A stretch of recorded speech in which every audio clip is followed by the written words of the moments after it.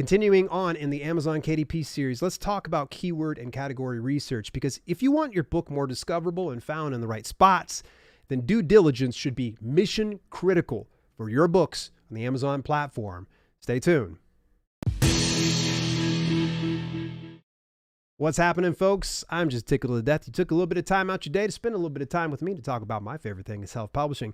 Today's podcast is brought to you by the fine folks over at Miblart. Now, Miblart is a book cover design company for indie authors, and their mission is to help each and every author turn their book cover into their #1 marketing tool. That's why they keep their prices affordable. Yes, they are affordable, folks. They're not just paying me to say this, and they provide authors with such benefits as unlimited revisions, first book cover design concept in just 5 days, no prepayment for photo manipulated book covers, and a 100% satisfaction guarantee. If you aren't happy with their work, you can request a full refund, folks. For more details about my preferred book cover design services, Miblart, visit our affiliate link at dalelinks.com/Miblart.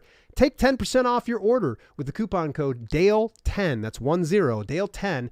Again, visit dalelinks.com/Miblart. That's spelled MIBLART.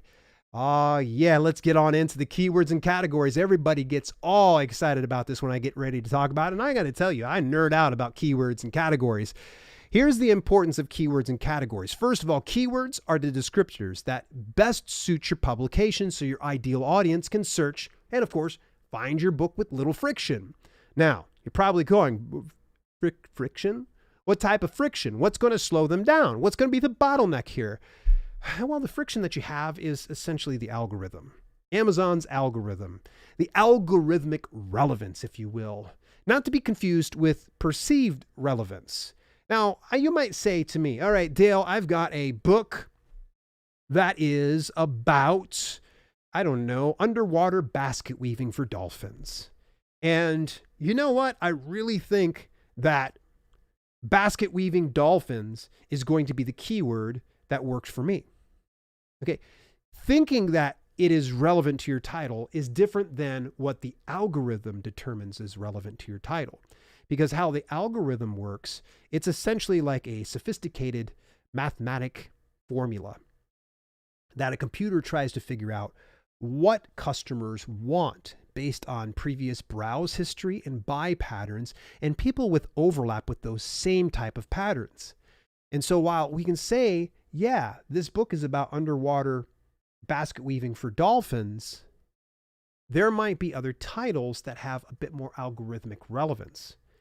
Is this something that we can control? Yes and no. One of the best ways to control that is selecting the proper keywords and then getting customers to search and buy that. So people can search it up and they can find your book, but if they don't purchase it, guess what it does? It drives down the relevance.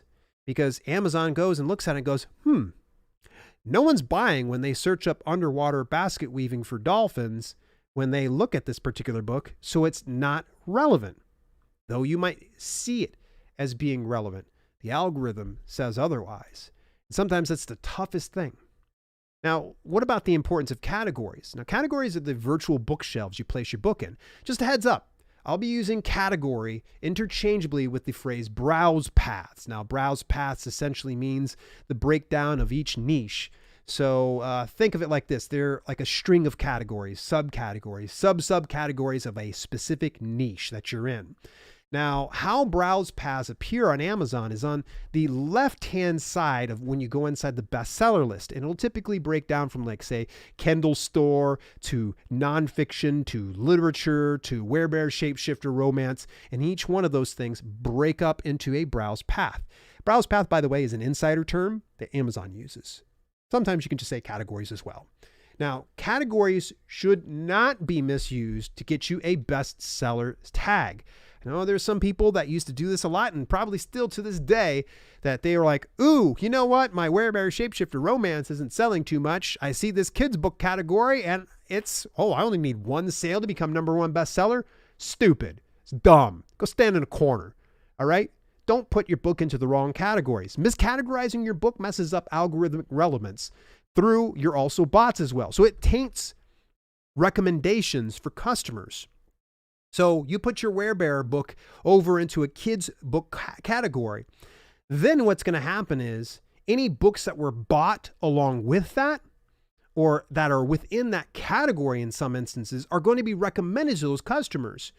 Now, if I'm going and searching for kids' books and a werebear shapeshifter romance, especially one that's a steamy erotica of some sort, I'm probably not going to buy that. So that's why you have to pick the right categories, folks. Don't try to game the system. Look for the category that best suits your book and put it there. It's like going into a library. Find the section that your book goes in and you would slip it in there. If it doesn't make sense to go on a library shelf in the same section of those other books, then it doesn't make sense to put it on Amazon. Look, folks, misusing categories places your title among the wrong titles, and it drives down relevancy.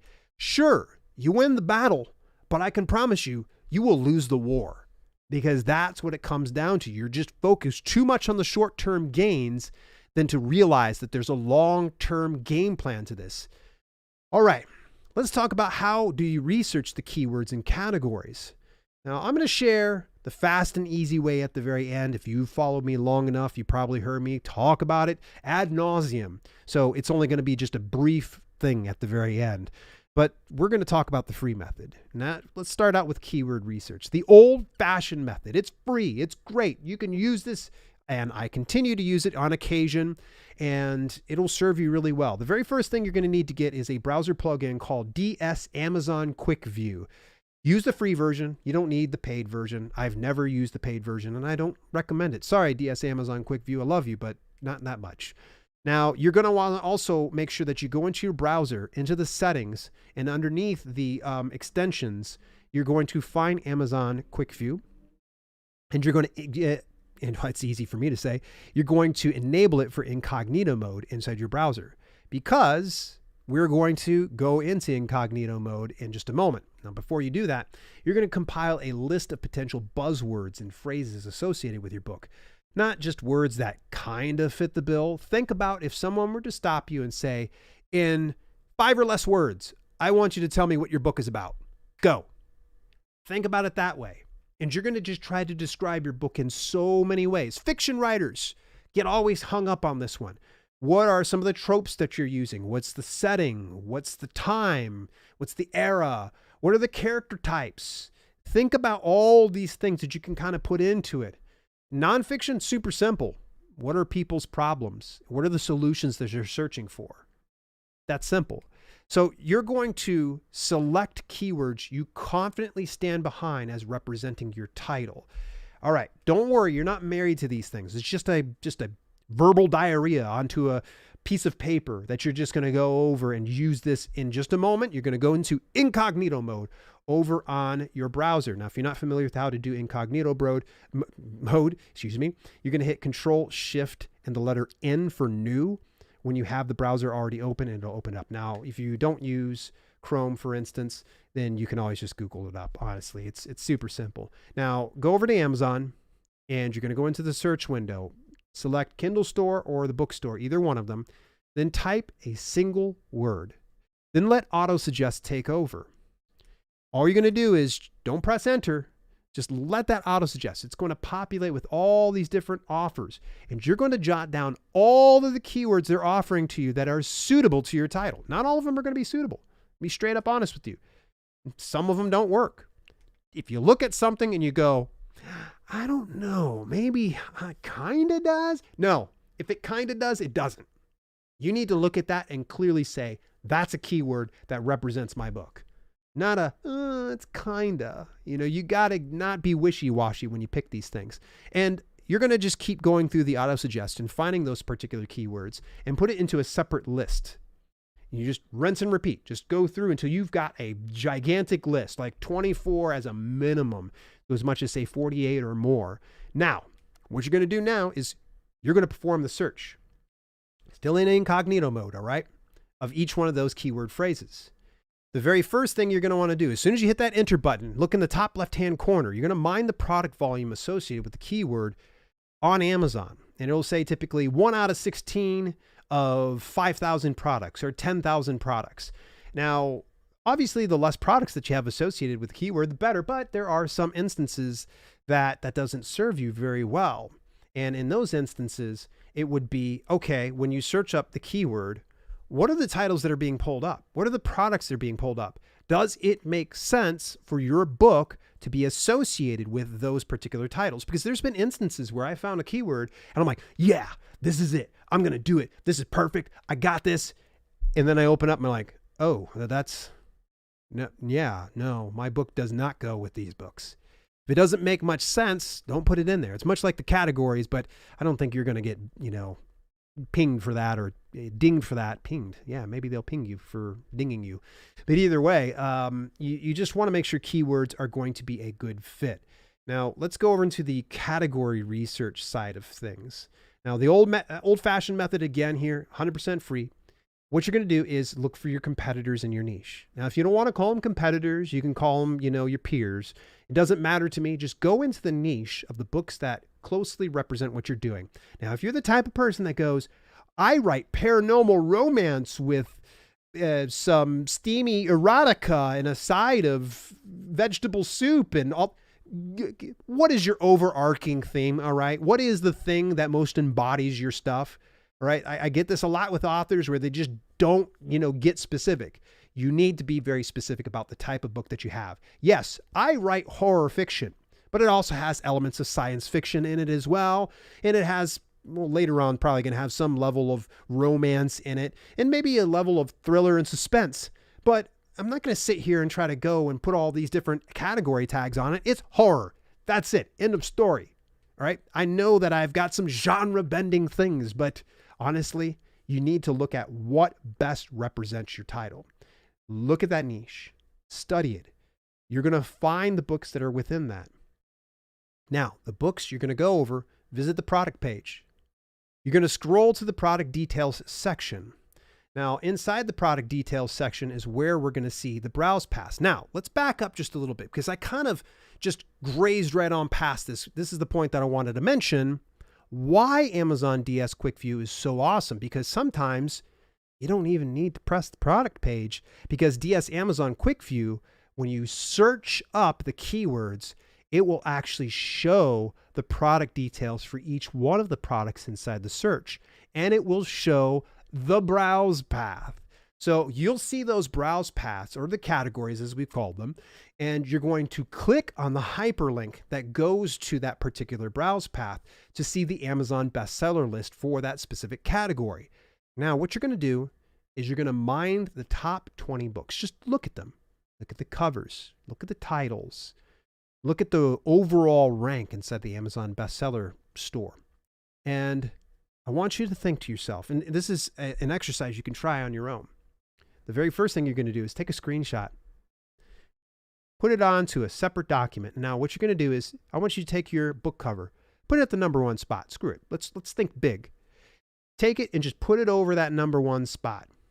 Does it fit? Does your book make sense amongst all of these other books? Is the cover off? Well, you better go fix that cover before you select that category, because otherwise you're going to drop to the bottom barrel among all the Steven Seagal DVDs, But does it make sense to put in that shelf? Even if your cover is off, will it make sense if it fits there?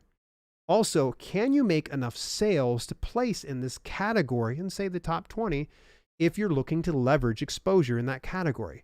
That's not essential, folks. There were some times where I say, find a category that you can place really well in. Now, screw that. Put your book into the category. It makes the most sense. Categorizing your book properly trumps how well you can place in the top 20 list every time. Do not, I repeat, do not select categories irrelevant to your book. Amazon is on a tear lately. They are suspending and terminating accounts for category misuse, and some people are just innocent bystanders. They're not selecting the wrong categories, but for whatever reason, Amazon's shutting down some accounts. It's getting ugly here, folks. And I would recommend, if you do have some titles currently on the market, double check your categories. Make sure they make sense. Because if you've abused it in some capacity, whether willfully or unwillfully, you're still going to be up a creek without a paddle. So now that you got all these categories, you've put them into use. Once you have this list, simply request KDP to add your title to them. That's it. Just scroll on down to the bottom of your dashboard at Contact Us. The rest is intuitive. Now, where do we use, and by the way, I'm going to come back to that in just a moment. Where do we use the keywords and categories? Now, the keywords, we can slip those into the title, subtitle, and the series name. That is the prime real estate when it comes to keywords. Now, the second best spot is going to be the 7 back-end keywords. Do not ever put anything of the keywords that you're using in your title, subtitle, and series name into your 7 back-end keywords. It's redundant. I want you to think about the title, subtitle, and series name as 3 additional spots beyond the 7 that you have in the back-end keywords. So the other places you can place your keywords are the book description. I hear a lot of these people out there, these blowhard overnight self-publishing experts that say book descriptions are not indexable, that they're not discoverable. That is 100% inaccurate. And actually, this is something I confirmed with Dave Chesson from the Kindlepreneur, that there's actually a word cloud that is associated with your book descriptions. And having that word cloud does help in discoverability. So don't take book descriptions lightly. When you're putting those back-end keywords in, great, fantastic. But one of the best ways is to take those 7 keywords and try to organically work it into your book description. Don't just throw it in there and be like, well, there's a full sentence that just makes no sense. No, don't do that. It's just not a good look. You also can put it over into your A+ content. Pick the module that has text and images. Having text and image makes a huge difference. I love you guys out there. I've said this before. You're doing A+ content with the visuals that are beautiful. You're using BookBrush or Canva or GIMP. It doesn't matter what you're using. Either way, you're doing some beautiful visuals. But put the text in there, because they said in the Amazon Advertising Certification course that text within A+ content is fully indexable. So this means that those of you that are using the text module within A+ content are going to win huge. Now, if you've not heard of A+ content, by the way, it's from the publisher details. You can access that inside your marketing tab inside the KDP dashboard. And the last but not least is Author Central. They have an editorial section for each one of the books that you can go ahead and toss it on in there. Now, there are some limitations, because obviously you don't want to just be dropping in a ton of just random keywords. But if you've got a editorial review that you can toss in there with a little bit of context, you can put the keywords in there. Pretty cool, right? And in most senses, editorial reviews are probably saying the keywords within the actual review itself. Now, categories. Where do we put them? All right, you get 2 basic choices. Now, they're actually called BISAC, B-I-S-A-C. All right, now this is like an international standard, if you will, of categorization, but Amazon only uses it as a recommendation to put you into categories that they have developed. Now, KDP automates this based on what you've selected in your BISAC and your keywords, and pretty much to a certain extent your book length for invite-only programs like, say, Kindle short reads, or things like Great on Kindle, for instance. Now, Amazon provides you up to 3 of those categories once you have your first sale. Actually, even before you've had that first sale, it's in the back end. And if you want to know what the categories that you currently have, just reach out to Contact Us in your dashboard and say, hey, what are the browse paths that I have on here? Or what are the categories? And they'll tell you. If you haven't made a sale, again, just reach out to the support. They'll be able to tell you exactly what you got. But you can add up to 10 categories per title. Now, that's including the 3 they've already given you. Request they remove any categories you find irrelevant to your title. Since they're on this massive tear of shutting down accounts, what happens if that bot goes and gives you the wrong category and you're stuck with it and they shut down your account? I recommend from now on, check the categories after launching. Again, Contact Us feature, you can get a hold of them. It sounds silly, but author Sarah Sutton shared in a vlog a while back about how she got her account suspended because they were saying she was abusing categories. What? She wasn't. And here's the funny thing, is the category she wasn't even using. Now, a faster way to find out categories, folks, and it's still free, is bklnk.com. I call it booklink.com. They have a category finder. They actually call it Cat Finder. And it's free to use and gives you all the details you need when you provide a book's ASIN. So if you see, for instance, my book, you can go ahead and grab the ASIN, toss it on in there, and you'll see all of the browse paths associated with it. It's a really, really neat system. Now, when should you replace keywords and categories? Keywords, no sooner than 30 days and up to 1 year. But don't replace the keywords if your book is selling consistently. That's just not a good idea. Categories, though Amazon adds and subtracts browse paths and on the regular, I wouldn't recommend changing them ever. As soon as you find one, just keep it there. Peek in on them once in a while, but not too often to obsess over it. Full disclosure, I never bother with them after I've selected them. As soon as I've selected them, I know it's on the right bookshelf, I'm done. Now, speaking of I'm done, I just want to let you know that today's podcast was brought to you by the fine folks of Miblart. Another thing that makes Miblart different from their competitors is they provide authors with book cover designs for free. If you want to envision your book cover before making an order, yeah, that's kind of cool. Miblart's designers always analyze the genre and market to make sure the book cover design will fit the genre and the reader's expectations. This is easy for me to say. Take 10% off your order with the coupon code DALE10. That's 10. Again, visit dalelinks.com/Miblart. That's MIBLART. Here's my final thoughts. There's no wrong way to look up the keywords and categories so long as you're putting the work into it and you're doing it in an honest way. It is important that you get your book more discoverable on the Amazon platform, but don't do it to your detriment. Now, I would say if you do have the discretionary expense and you want to save yourself the time and guesswork, grab yourself access to my preferred keyword and category research tool. It's called Publisher Rocket. dalelinks.com/rocket. Rocket's not paying for any kind of promotion here. It literally saves me hours of work. I bought it back in 2017. I'd say I've made my money back. I no longer have to rely on doing things the old-fashioned way, and all it cost was $97 for lifetime access. Again, dalelinks.com/rocket. Hey, folks, next week we're actually going to be rolling on with the Amazon KDP series, and I'm going to be talking about the 10 best alternatives to Amazon KDP. To get advanced access to all podcasts, visit dalelinks.com/YouTube podcast 1 week before the audio content publishes. Till later, this has been Self-Publishing with Dale, and I will chat with you then. Hey, thanks so much for tuning in. Special shout out to my channel members for both the podcast channel and the main channel. Without your support, some projects we do at Self-Publishing with Dale would be much harder to fund. If you want to contribute to the cause, visit dalelinks.com/memberships for details and get your on-screen shout out at the end of each broadcast. Till later, this has been Self-Publishing with Dale, and I'll see you soon.